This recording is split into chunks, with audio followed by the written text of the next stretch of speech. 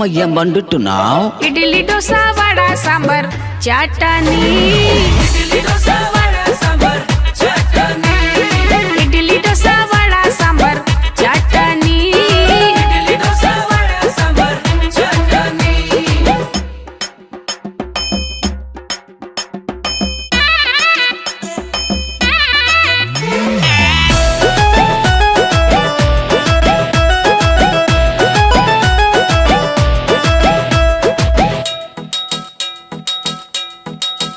मेरा डोसा है tasty tasty जी, मेरा इडली है सॉफ्टी सॉफ्टी जी, आइयो आइयो इडली डोसा खाइए खाइए जी, आइयो रामा काला माँ।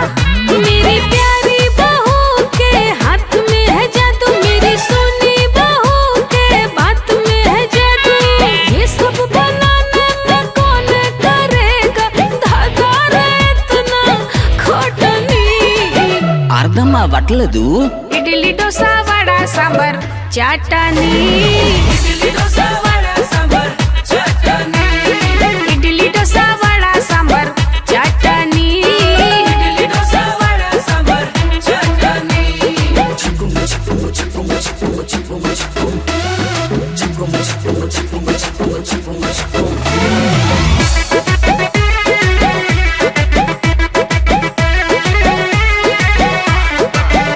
खूब खाओ जी, सांबर डाल के तीखी चटनी लगेगी।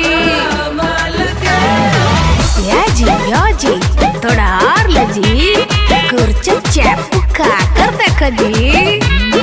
कहिया ले खाए के पड़ी जी हई खाना, दुल्हन खिया के तुम हमको ना मुआना।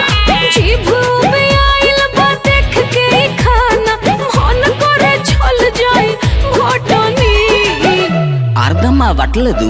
ఇడ్లీ దోశ వడ సాంబార్ చటనీ, ఇడ్లీ దోశ వడ సాంబార్ చటనీ, ఇడ్లీ దోశ వడ సాంబార్ చటనీ, ఇడ్లీ దోశ వడ సాంబార్ చటనీ. అయ్యో కాలజే